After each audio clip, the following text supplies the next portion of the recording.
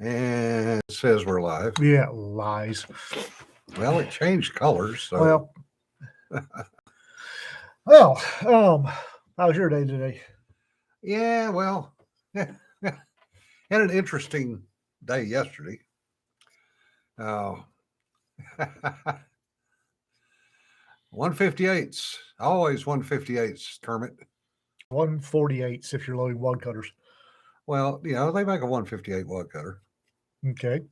Load a 148 grain wad cutter. Whatever. Where was I? Oh, yeah. The neighbor's daughter had a friend over with a puppy yesterday afternoon. And those two little girls and that puppy were absolutely hilarious playing in the front yard. Kids and puppies usually are. Kids and puppies, yeah. The girls would run, the puppy would chase them. The girls would fall down, the puppy would attack them. We forgot to do the thing. Oh, yeah. We forgot to do the thing. Hey, sorry. Donate here. It's wet. It's hot. We're tired. Donate. Also, if you like coffee, yes. Yeah. King Harvest is being extraordinarily generous. So if you would return the generosity by ordering your coffee from here, we have a heck of a selection courtesy of these guys. Thank y'all. We'd like to thank the King Harvest folks, David and the rest of the folks at King Harvest, because good Lord, they're sending us coffee. Order their Blanket Fort blend. It's really good. We're going to probably do a coffee tasting Thursday. Yeah. Jonna is currently flapping her arms across the Atlantic as we speak. And when she gets here, it's transatlantic. Yeah. Rita's picking her up about 9:00 tonight at DFW. And I'm thinking she's going to be horizontal for most of Wednesday. Of course. She might be in Thursday, but it's transatlantic flight. Yeah. So we're thinking of doing a coffee tasting because they sent us 6 new coffees. Yeah, you did, Tom. The other good one I had,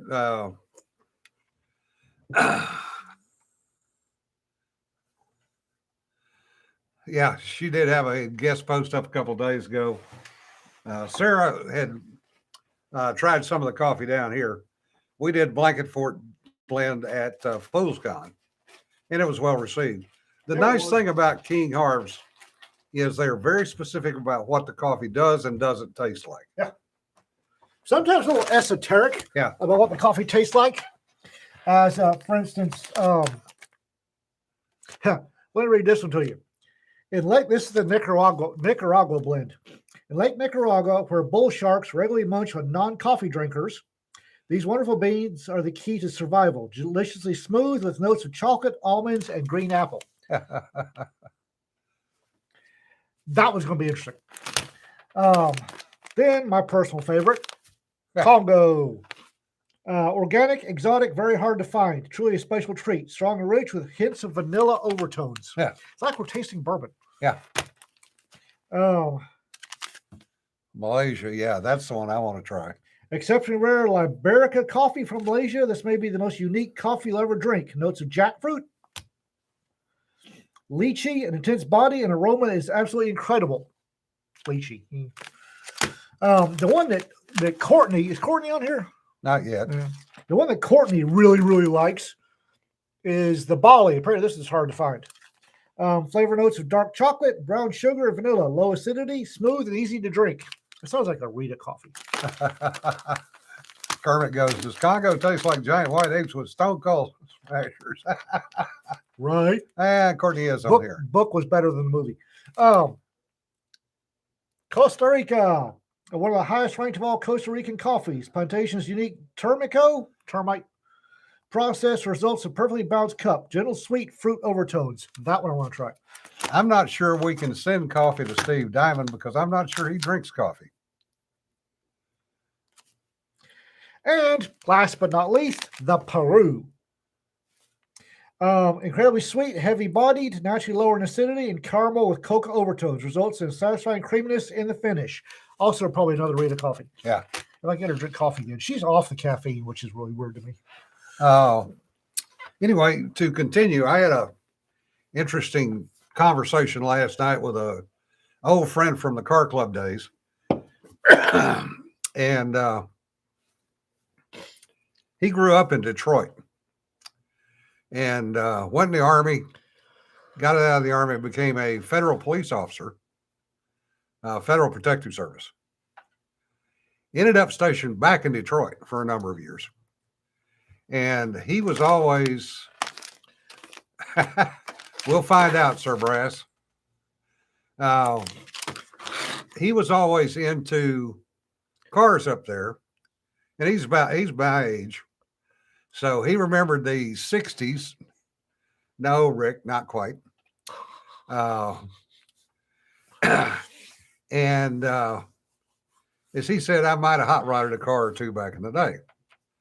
And he was into Dodges and Plymouths and all GM or Mopar products back then. And I was harassing him about that. And he had Kermit bite it. Hey, Ben. And he brought up a couple of famous / infamous cars out of Detroit. And he said one of them is actually going up for sale, which surprised me. But the two cars that he remembered seeing, one of them was Jimmy Addison's Silver Bullet, which was a 67 Plymouth GTX that was never beaten in a street race. Okay. And it wasn't until a number of years later that it came out that that particular car, which still exists, was built by Mopar and given to Jimmy Addison to street race. It had been lightened. It had a 487 cubic inch bored out 426 Hemi. It had 4 Cadillac mufflers on it and a number of other tricks in the business. And he said he'd actually met Mr. Addison a number of years ago and asked him how he got the car. And he said, well, he was running a 63 lightweight Supermax wedge. And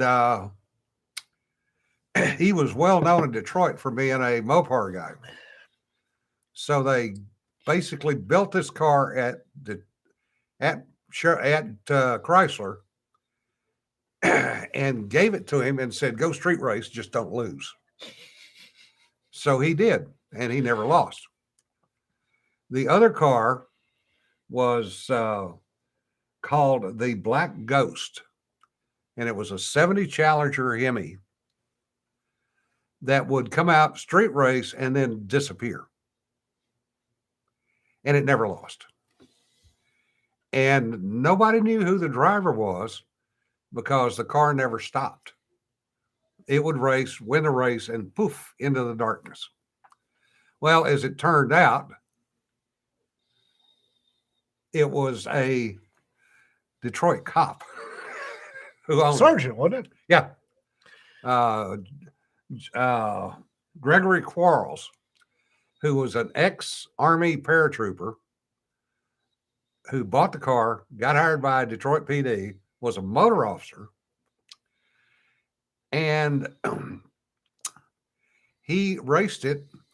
And since he was a motor officer, he knew where they were doing targeted enforcement. So he would go where they weren't, race, win, put the car back in the garage, and it disappeared. And it disappeared in 1976. Nobody knew why. Well, as it turns out, it wasn't until his 2014 that his son was finally told what the car actually was. I remember that. Yeah. It's all over the motor news there for a while. It was. And the reason was his daddy went back in the reserves and became a Green Beret. And my buddy said he actually remembers Quarles from working with him when he was with the police department. And he said, if I'd have known that, I'd have confronted that son of a bitch about the car. But Mike ended up with us in the Impala Club back in the 90s. And he continued to hot rod his cars. So he had a 95 Impala SS that was running mid 11s in the quarter mile, which It's quite a bit quicker than stock. Our National Guard. Sorry, Padre, you're correct. No, reserves did have Green Berets up until the mid 80s. Okay. 12th Special Forces Group was Army Reserve. 2 or 3 others. They were consolidated into the 19th and 20th Special Forces groups, 19th being Utah and 20th being Alabama. They were deactivated and their troops folded in 19th and 20th. But there were Army Reserve Green Berets up until consolidation in the 80s, I think. Yeah. But Mike said he actually got to see the Black Widow a few years ago. And he's retired now and had to move to Arizona because his wife was having some problems. And he said he'd gone back a couple of times for the Woodward cruises. And he said, it's not fun anymore. He said, you can't move. He said, the old days, it was kind of fun because, you know, people would actually drive their cars and, you know, there was the occasional street race in the middle of the show. He said, not anymore. Quarles' car is going up for sale, which is why Mike got in touch with me. It's going up for sale in this month, I think at Meacham. And it's going to probably bring well north of $100,000. The car has been restored back to factory stock. So it'll be interesting to see what it goes for. But again, just one of those special cars. You know, it's kind of funny how often some of that stuff hangs around when you least expect it. But anyway, writing wise, Sarah does her weekly post on book promos. And one I wanted to call out, you know, they always talk about, well, there aren't any strong women in protagonists in science fiction. Holly Chisholm wrote 2 books back in the 2014, 2015 timeframe. The Pendragon Cycle. Those 2 books have a very strong female protagonist in them. So if you're, yeah, I know, Sir Brass. I know, Rick. But there are, you know, she was doing this a long time ago. And she also had a degree in medieval literature. So the interactions of, shall we say, non-existent fairy tales, she does a really good job with it. If you want something to read, Holly Chisholm, the Pendragon Cycle, or the Pendragon Legend, go read them. Lessard from Pern, yes, there are a number. Red Lensman. Lessa from Pern. Huh? Lessa. I'm trying to, now I'm irritated. I'm looking up Special Forces Group to make sure my memory is good. And Google is not being nice. Yeah. Yeah, Kermit, she does. She knows what she's writing about. Lessa, okay, sorry. Fat thumbs, yeah. Yeah, you got a fat thumb, I got a fat brain. All those dragon riders would like a word. Yes. Let me see here. Pendragon Cycle was 5 books. Yeah, Sir Brass, that's a different series.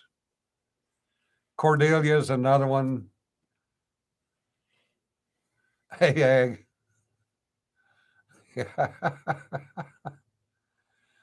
Well, this is the whole thread. This is something that John has gone off on, and oh yeah, woo, and Cedar and Courtney and a number of other ladies that we know have gone off on about the continuing panels at cons about their how to write strong women.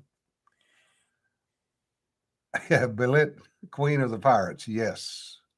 Oh yeah, from the Conan books. Yeah. That and there were two strong female. There was Baylit and there was um, well, Red Sonja for that matter. Yeah. Red Sonja was the other one.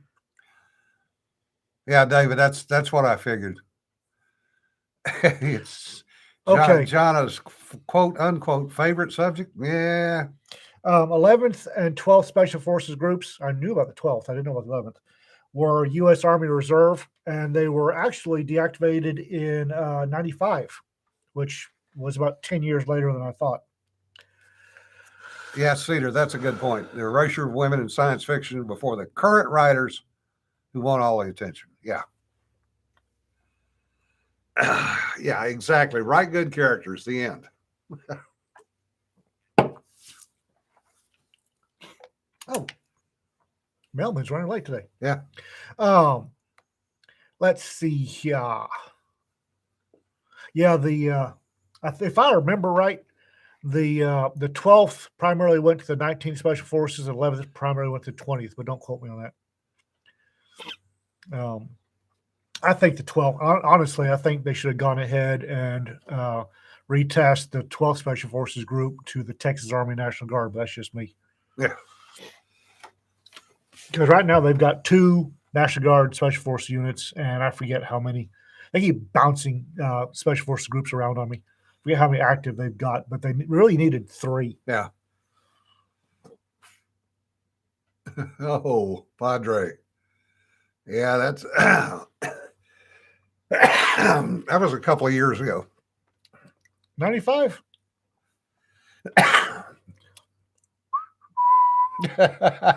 What? No. Dorothy's Tactical Romance series. Yes. Yes. Well, it's okay. Every time somebody starts yip yapping about strong female, it's Sarah Connor, Ripley from Aliens. Yeah. Um, Yeah. Yeah, they want to have a few words with Jennifer Lawrence in an alley. God, no kidding, right? I mean, in Terminator 2, Sarah Connor in Terminator 2, holy gods, she was the poster child for strong female characters. Leia Organa in Star Wars. Yeah. Yeah, there are plenty of strong female characters. The thing is one of the things is they define a strong female character as a guy with boobs. Yeah. That is the modern definition of strong female character, is a man with boobs. And a lot of the strong female characters from days gone by, Colonel Wilma Deering, from the old Buck Rogers show, any number of the Viper pilots from Battlestar Galactica, they were strong and feminine, which is not the current leftist definition of a strong female character. It's that you need to bolt boobs on a guy, and that's a strong female character. Yeah, I got that crap in a review on the Gray Man. Later. That my female character was nothing more than a man with boobs. And women couldn't shoot that good. And I'm thinking to myself, I would just love to introduce you to some of the women I would love to be able to shoot as well as. No kidding. Tam, Julie Golub, and Lena McCulloch. Yeah. Well, her mother. Her mother. Any number of those ladies. Yeah. It's like that's the thing of it is what these the female leftists that are bitching about Annie Oakley, for God's sake. Yeah. They're bitching about no strong female characters. There are pretty strong female characters. They're just feminine. Yeah. For some reason, that gets the leftists all up in a tizzy. Yeah, speaking of getting up in a tizzy, don't start with me. Have you heard the latest out of New York and Chicago? Well, let's see. Are you talking about Boeing and 3 other multi-billion-dollar corporations bailing on Chicago? Oh yeah, that's All right, one. okay, that's one. Another one that has popped up in the last 2 days. Oh, now what? Well, all the illegals that are being shipped Oh, up to Chicago and New York, and they're going into Democratic strongholds. They're putting them in schools. Yep. And the locals are melting down. Yep. It's glorious, isn't it? Yes. That's one of the things that just makes my little blackened heart pucker up. It's just, I love the fact that Texas Governor Abbott personally sent a busload to the Obama's, I was going to say plantation, but that's wrong, neighborhood, and kicked them out. Yeah. And he just dropped off another bus load in front of the VP's house at the Naval Observatory. Cara Dunn and Mando, yeah. Oh my God. Oh. Yeah, you're right, Padre. NIMBY is their watchword. What makes it even more interesting, yeah, and Rick beat me to it, is that the blacks hate the Hispanics and vice versa. Oy, and as a cop, let's wool. Yeah. And the schools that these people are being put in are in black neighborhoods. And we know from observation that any place the illegals are put, they will destroy. So they're going to destroy those schools. So what do the children do next fall when they're supposed to go back to school? I'm not seeing an issue here because near as I can tell, the American public school system needs to be dismantled from the bottom up. Well, yeah. But these are the kids that are having the most problems in school. So now their school gets destroyed. What do? Well, it's on the parents. It's on the parents, most of which are single parents. Yeah, well, that's honestly being a single parent these days is more often than not a lifestyle choice on the part of the mother. Yeah. Don't get me started on that. Yeah. The whole single parent thing, especially in the ill-advantaged neighborhoods, is a lifestyle choice. And it's a lifestyle choice that's not only aided and abetted, but condoned by the government. Yeah. When it's easier, when it's more lucrative to not be married, guess what? People aren't going to be married. That's just the way of it. Yeah, Rick, good point. You can't play the slavery card against the Hispanics.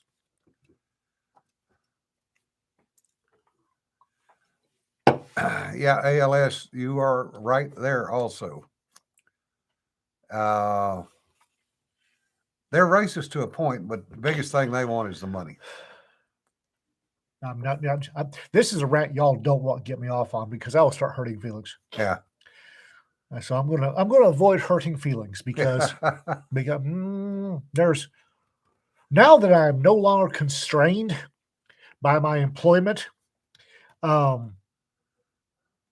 get to say a lot more things I should have a long time ago. That's one I need to work up towards because that's talk about hate and discontent. I can fire off a lot of hate and discontent. Yeah. Yeah, it's interesting how talking about names, how some of the old names are coming back. Surnames? No. Oh, female names, male names. It's that's a cycle thing. Yeah, it's a cycle. And some names were just totally made up. Wendy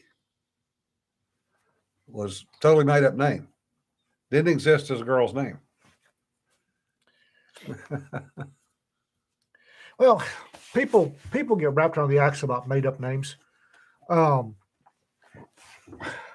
hate to tell folks this, but the raisin farm I'm working at, there are a lot of folks in their 90s, a couple in their hundreds, and their names, you will not find their names in a gift store. No.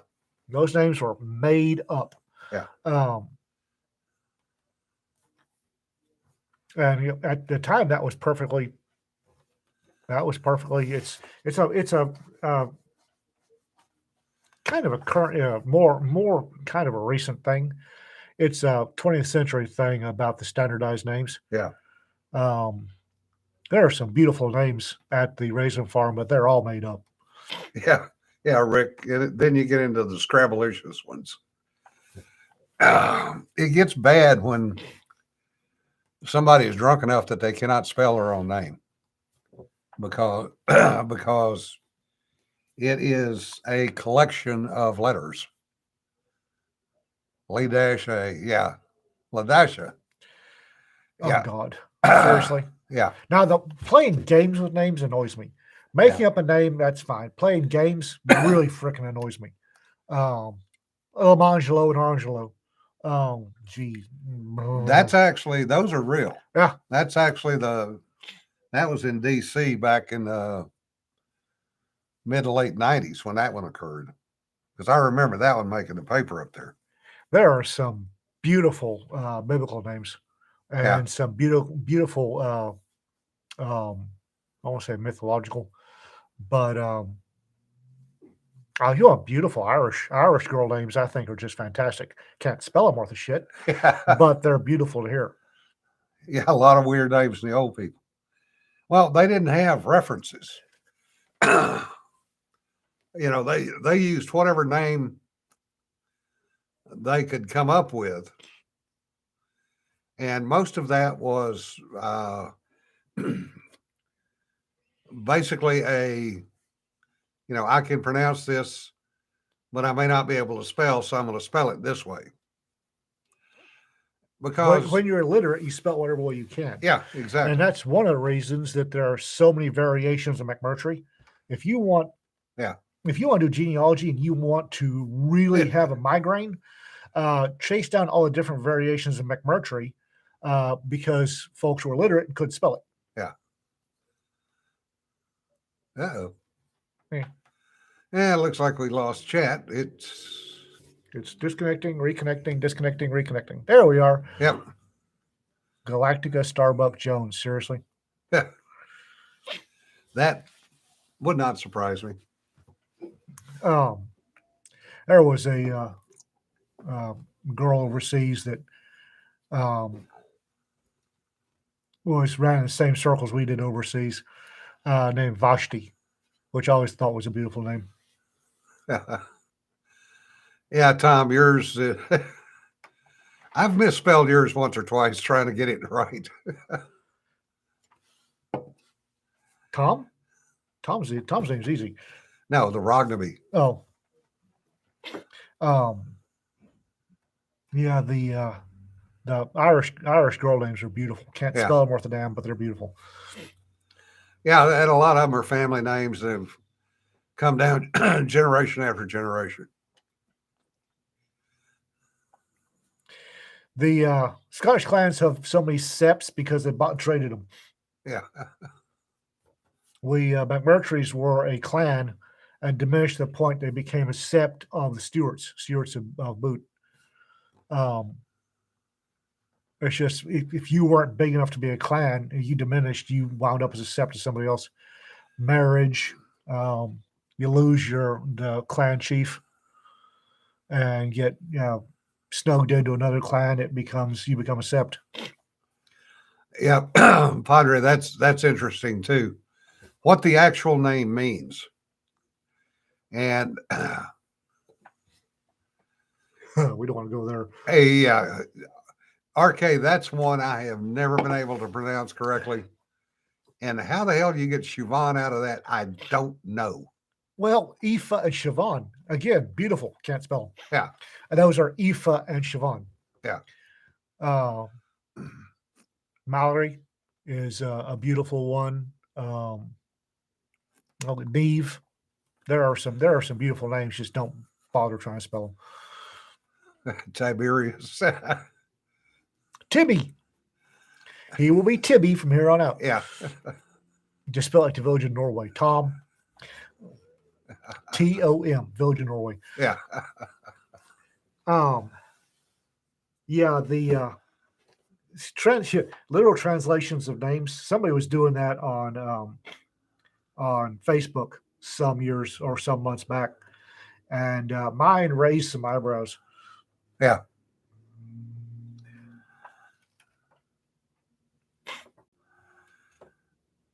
Yeah. RK, I can't say I disagree with you on that. Gaelic is confusing enough as is. Well, it's what happens when you have a non-Latin language, um, that a Latin-based language is trying to spell for them. That's um, James is the reason that James is Seamus or Shamas in Gaelic is because there was no J. So the Irish and Scots that could not pronounce a J, the closest thing was a sh, or they left it off altogether. It's why John became Ian, or John became Sean. They couldn't pronounce the J, so they sh. And then later on, they as the Latin based speakers increased in Gaelic lands, that the J showed up. The kids and grandkids learned how to pronounce J, but the grandparents never did. It's not a word in their not a word in their. It's not a sound that they make. Yeah. And it's even worse when you get into something like Chinese or Japanese, where it's a tonal language. Yeah. Hey, James, good to see you. Yeah, Rick. Hawaiian, all vowels, no consonants. Pronunciations are interesting. Well, that's because the Welsh, I swear to God, sometime in the past, the Welsh raided Hawaii and stole all consonants. You can tell by the Welsh language. Well, when the W is a vowel to the Welsh and Gaelic, yes. The Sean is Irish. Sean would be the Irish Gaelic way of pronouncing the J, whereas the Scottish way is just drop the J. Now the question is that SEAN or SWAN? SHWAN? Doesn't matter. Yeah.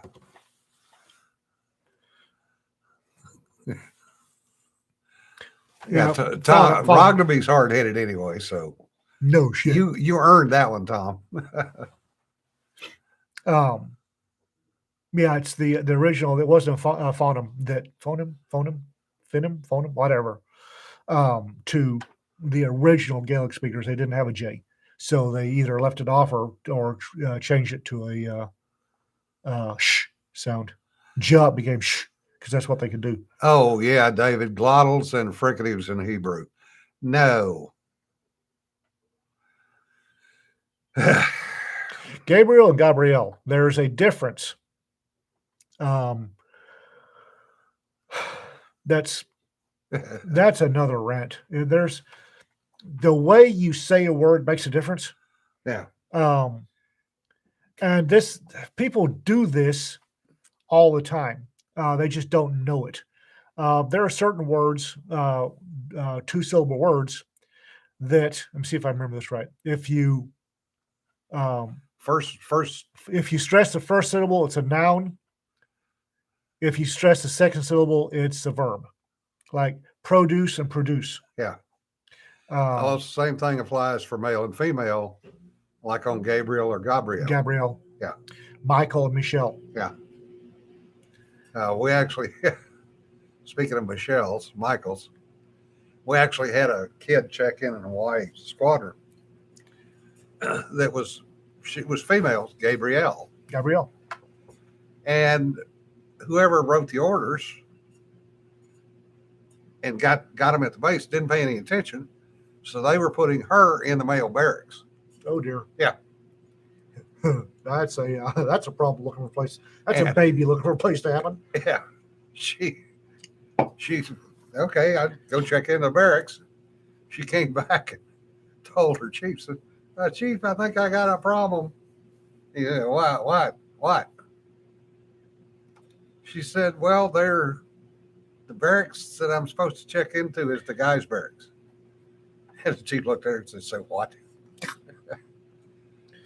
He looked around the shop, said, I'll be back. Apparently walked out and took her over to the barracks and said, not male. Well, it says right here, Gabriel. She's looking at him going, Gabrielle. Gabrielle. So she finally Gabriel. got the female barracks, which lasted about 4 months, and she moved out because of the other issues with the female barracks. Barracks. I had something to say, and I fucking squirrels. Spanish is another one, especially if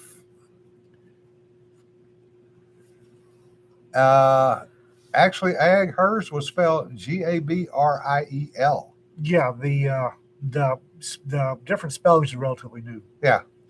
Relatively last 200 years.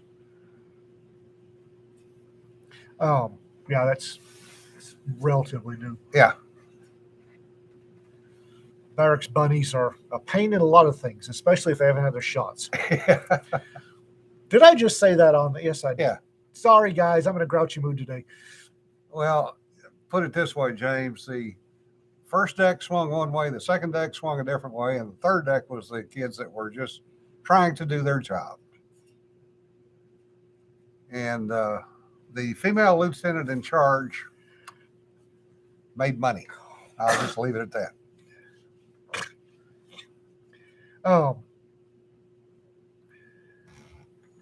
Anti-distance stuff. Wow. Somebody. Wow. Sir Brass, it definitely was in 73. Yeah, James, it was all true.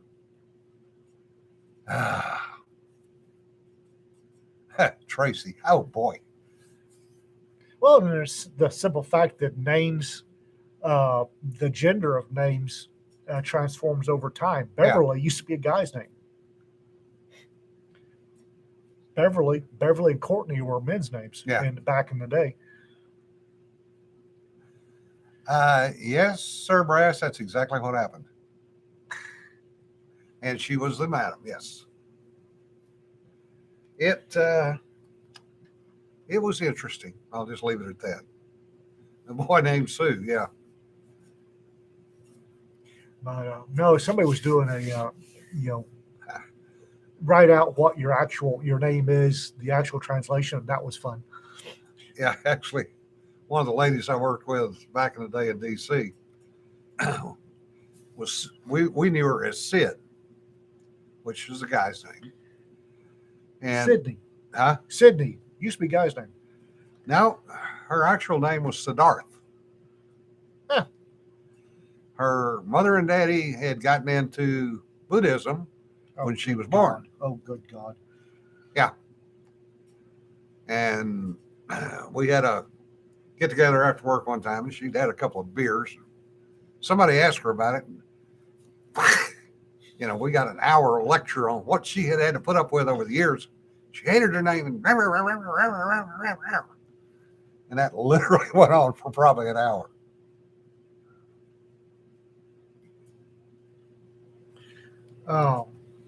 Yeah, when you literally translate my name, my first name's Ian, which is John, servant of God.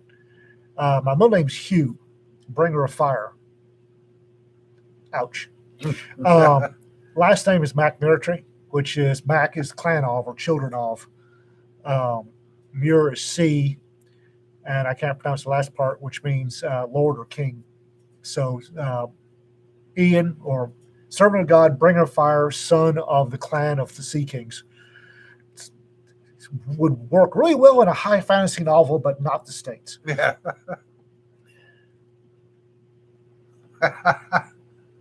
Yeah, Tom. Male Courtney's, that's another one. Yeah. My name, of course, James, is a family name. James, John, and Richard, we can trace back through our family to the 1700s.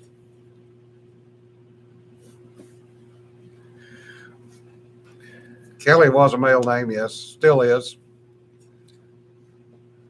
Yeah. Bringer of fire. Or if you're in the Welsh, kin of the god of the underworld. Yeah. So that explains so much. Jesse has caused a glitch or two. Yeah.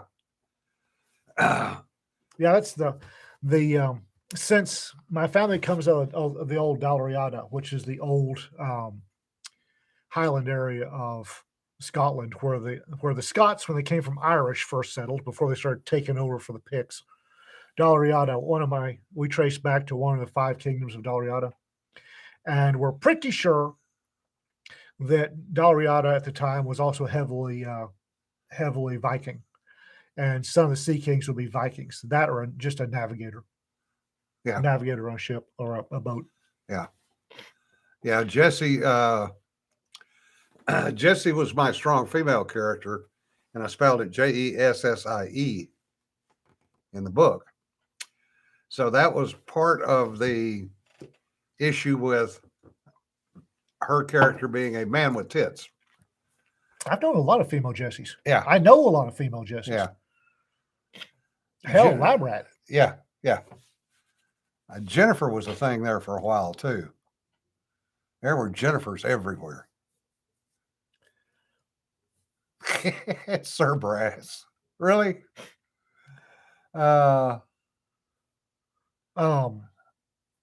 Tracing Smith and Jones.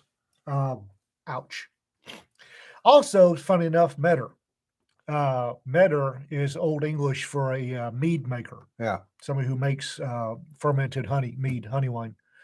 And apparently there was a lot of that going around. Chosen one of God, dark lager beer with a high alcohol content. Okay.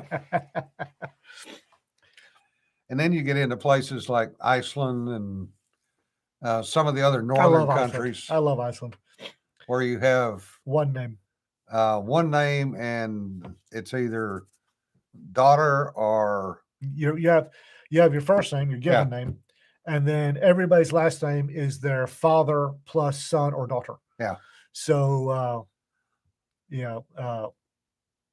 Halfdan Thorson. Yeah. And the phone books in Iceland and Reykjavik go by first names. Yeah. Because every generation, your last name changes, and it's great. Yeah. I love it. It's a pain in the ass. It's a pain in the ass to track people down. Yes, that's why I love it. Tom, I will tell you, they have 389 ways to fix Yisa. So enjoy the fish. Oh, and watch out for the akavit. It has teeth. Your very tall, very blonde 16-year-old is going to be a hit in Iceland. Yeah. Just got to throw that out there. Akavit and I are old friends. No, you're old frenemies because it's Akavit. Yes, Sarah, they do.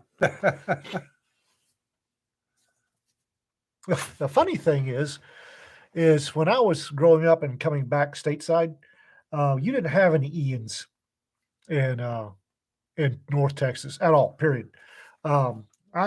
Folks had more problem. The lady across the street knew her for decades, and she never ever A, pronounced my name correctly, or B, pronounced the same way twice.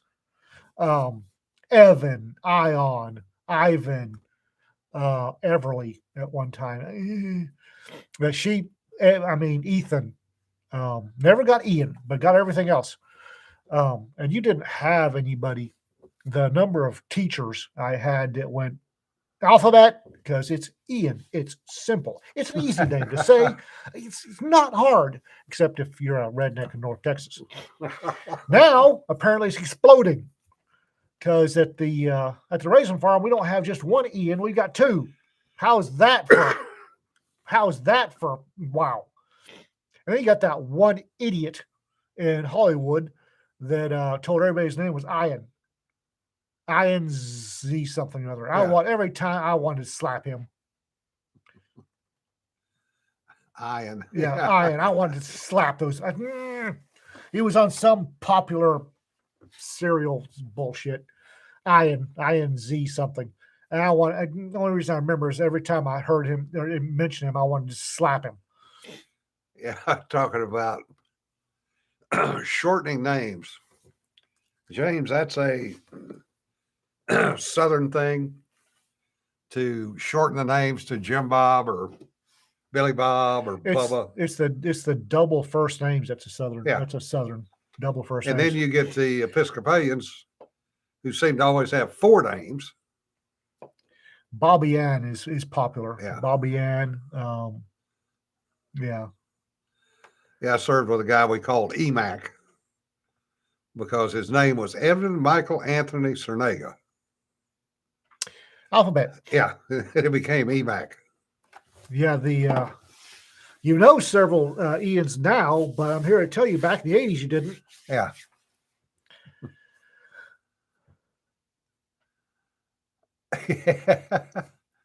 Is he in a positive or negative charge? Depending Yes. on the mood. 'Cause right now I'm negatively charged because I'm annoyed right now.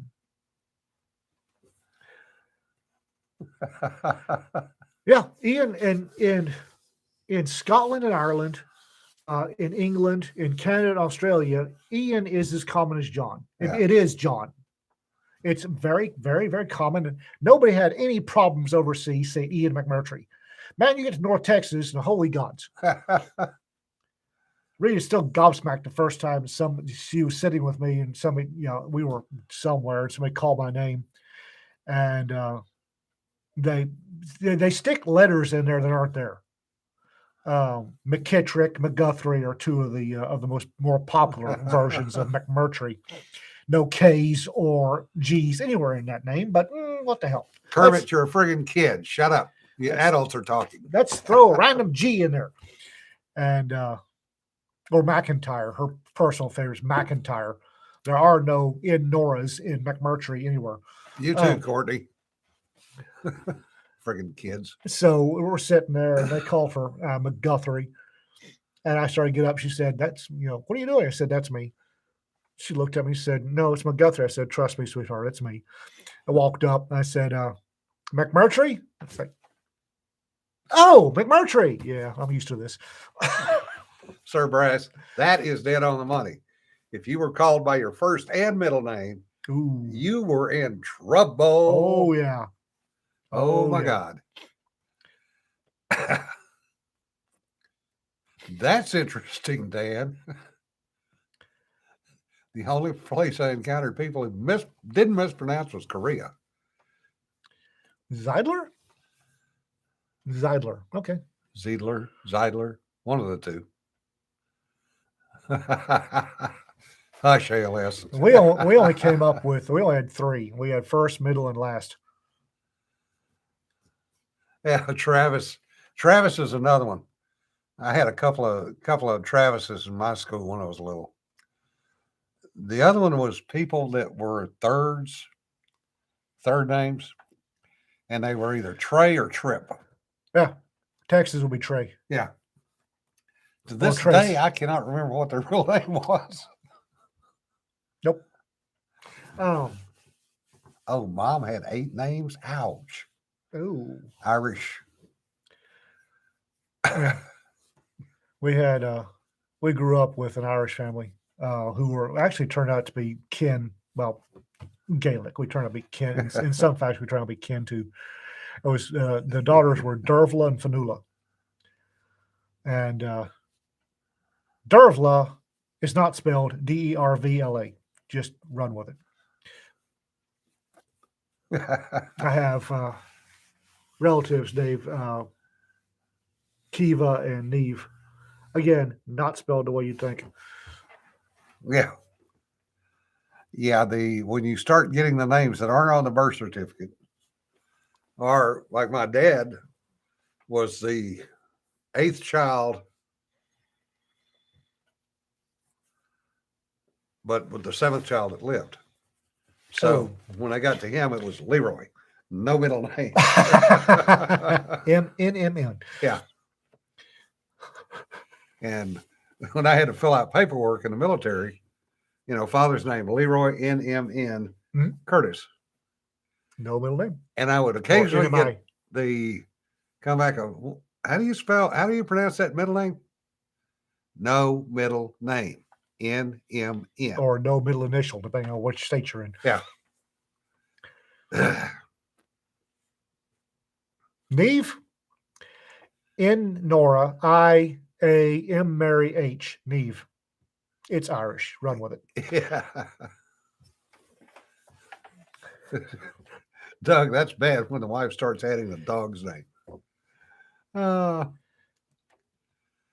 yeah, to tell it the right. Yeah, Nancy. I have got my mom so mad that she'd start running down the list, and there were only 3 of us.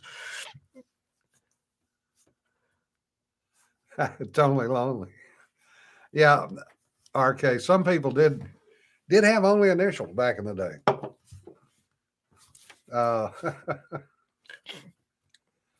Oh, just think about and of course being in the military, having a call sign. And I have people that to this day know me by my call sign and not by my name. It eventually, when I got to my teenage years, it devolved to "you little shit." Yeah, yeah.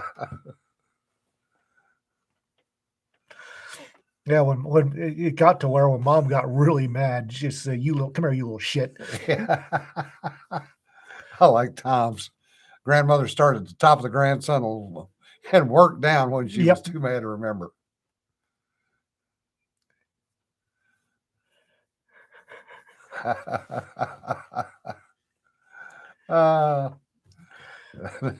TJ number 2 with a number 2. It's what I feel sorry for these idiot celebrities that hang really stupid names on Yeah. the kids. I forget who named his son Kal-El. I think it was Nicolas Cage. Yeah. And that poor little bastard. He's Kal-El, so you can fly. Darted off the bleachers, guarantee it. Yeah. I think you've got what's his nuts, the Twitter guy, Elon Musk. Has anybody seen what Elon named his child? Yeah. Seriously? Yeah. Do you want to have them pantsed every day in school until Dweezil Ammonia? Yeah. Yeah. Zappa.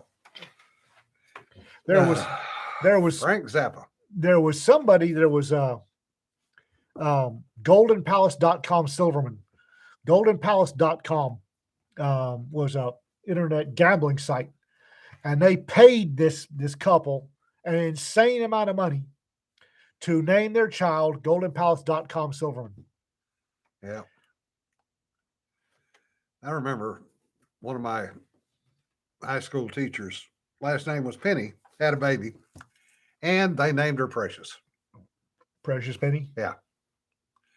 And even when we were in high school, everybody was going, "Oh, that's not going to be fun for her growing up." Well, I went to college with a girl named Candy Kane. Yeah. It's like, oh, you poor thing. I just want to go ahead and fill it, have a governor fill out a pardon for her right now. Yeah. I've known 2 kittens. One of them was the maddest human being you've ever met in your life. Other one was a sweet girl. The first kitten in college was the maddest single human being you've ever known in your life. Yeah. Might as well say I want my kid to be a stripper. Yeah. Dear Candy Cane, here is your pardon for when you lose it and you kill your parents. Yeah. I think the worst one along that line I ever saw was Candy Barr, Barr. And she flat hated her name. She went by her initials.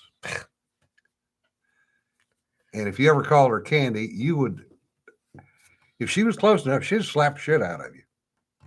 It's CE, damn it. Well, Candy, I knew her as Kiki. She would insist on me call Kiki for, I think, 3 semesters before I looked at her transcript and wait a minute, your name's Candy Cane? She said, I will kill you. It's like, understood. Understood. Candy Lemon. Yeah. Yeah. And the really bad thing was it was KANDYCAINE. It's like, wow. Yeah. There was a Marine that I knew going through A school whose name was Major, and he had just made sergeant. Sergeant Major. So, Sergeant Major, Sergeant Major, God damn it, Major.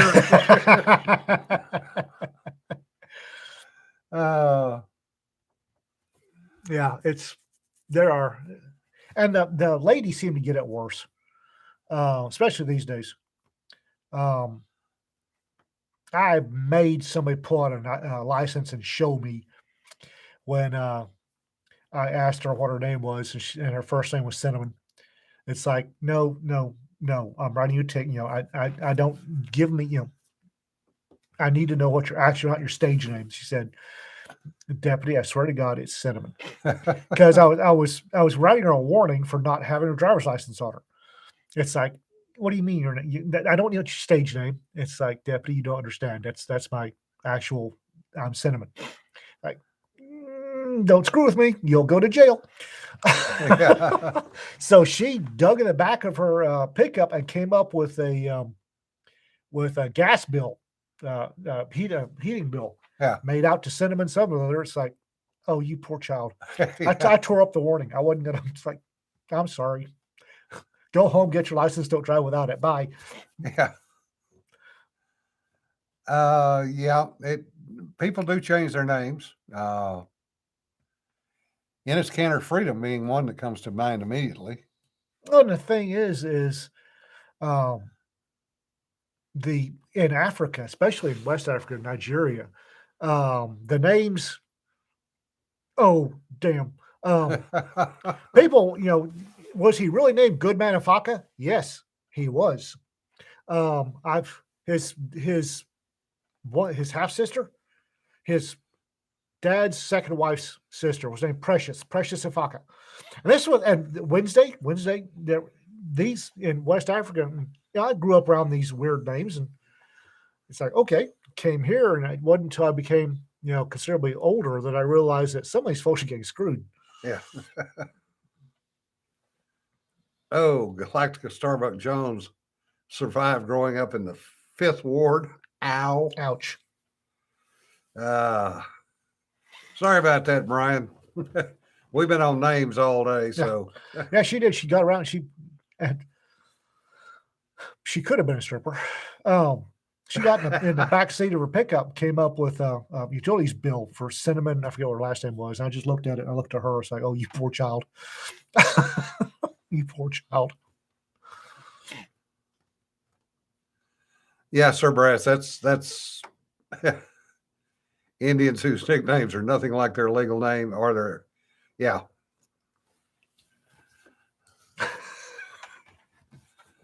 Sunshine is a middle name for a boy. Oh boy. There is actually, everybody knows that the Vietnamese soup, PHO with the diacritical is pho, right? Well, there is, Rita giggles because I never had pho until I met Rita. I didn't know what the hell it was. And I friggin' love that soup. Yeah. Pho is fantastic. I freaking love that soup. Well, Rita takes a great deal of pleasure when we go to Metroplex going to Pho King. Yeah. FPHUC, yeah. It's PHO diacritical. Yeah. King. It's like, seriously? Oh, my God. Well, like I named the restaurant in one of my books, Something Wrong. SOMTINGWONG. There's a restaurant here called Pho de Cow. Ooh. We've got one pho place here that we habitually frequent, and then allegedly there's another one, but I don't know if I've ever been there. Over by Starbucks. I think we went once and went, no. Yeah. The place we go, I don't know why I didn't find this stuff earlier, because I really, really like pho. I've known about it for a long time. I didn't know it till Rita. Yeah. She said, "We're gonna go get pho." What the hell's pho? Now there's used to be a great little Vietnamese restaurant right outside the Hilton Hawaiian Village. Walk around the corner, walk up his back set of stairs, and it had like 5 tables, and the menu was in Vietnamese, and nobody in there spoke English. So it was kind of point and click. Right. Thing about Oh, it was good. pho is I screwed up by, I think I screwed up by eating pho first because